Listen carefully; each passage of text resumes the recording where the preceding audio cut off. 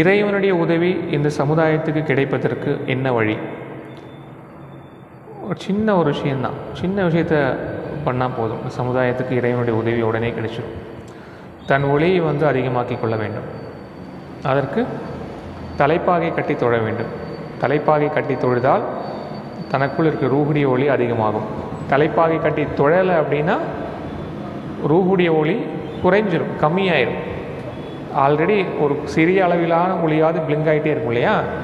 அந்த ஒளி நம்ம நெற்றியை தரையில் வச்சு அழுத்தி அந்த ஜவ்வை கெட்டித்தன்மை ஆயிடுச்சுன்னா அந்த உள்ளுக்குள்ளே அந்த ஒளி ரிசீவ் ஆகாது. ரூஹுக்கு அந்த ஒளி இயற்கையாக இறைவன் புறத்தில் வருகின்ற அருள் கூட இந்த மக்களுக்கு கிடைக்காது. கான்செப்ட் என்னென்னா, ரூஹை இறைவன் தான் கொடுத்தான். அந்த ரூஹுடைய ஒளியை நம்ம அதிகமாக்கிக்கணும். அது எப்படி அதிகமாக்கணும்னா, இறைவனுடைய அருளை கொண்டே அதிகமாக்கணும்.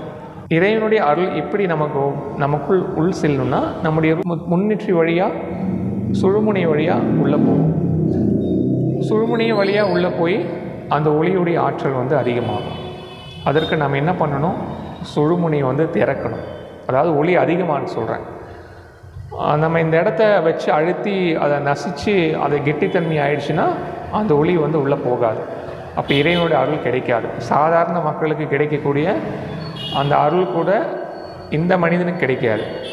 இறைவனுடைய அருள் அதிகமாக கிடைக்கணும் அப்படின்னா நம் தலைப்பாகை கட்டி தொழணும். தலைப்பாகை கட்டி தொழுதால் நம் சுழுமுனை திறக்கும். சுழுமுனை திறந்தால் அந்த இறைவன் புறத்திலிருந்து வரக்கூடிய அந்த ஒளி அந்த ரூஹுக்குள்ளே சென்று அந்த நூறு அதிகமாவதற்கு இலகுவாக இருக்கும். ஸோ அதுதான் இறைவன் இறை அருள் கிடைத்த மனிதான். அதுதான் தொழுதால் நேரடியாக இறைவனை நெருங்கலாம், எந்த திரையும் இருக்காது அப்படின்னு சொல்லப்படுது.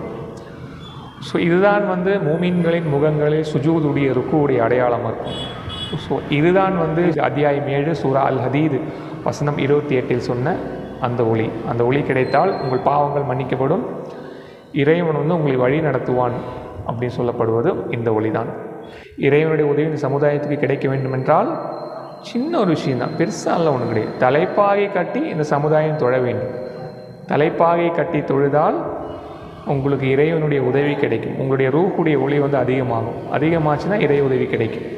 தலைப்பாகை கட்டி தொழலை அப்படின்னா ரூஹுடைய ஒளி கம்மியாயிடும். ஸோ அப்போ இறைவனுடைய உதவி கிடைக்காது. சாதாரண மக்கள் கூட இன்புருவாக இருப்பாங்க, இந்த மாதிரி மக்கள் துன்பப்படுவாங்க. ஸோ அதான் நடக்குது உலகம் முழுவதும். ஸோ சிம்பிளாக சின்னதாக ஒரு விஷயத்தை மாற்றம் பண்ணாலே இறைவனுடைய உதவி இந்த சமுதாயத்துக்கு கிடைக்கும்.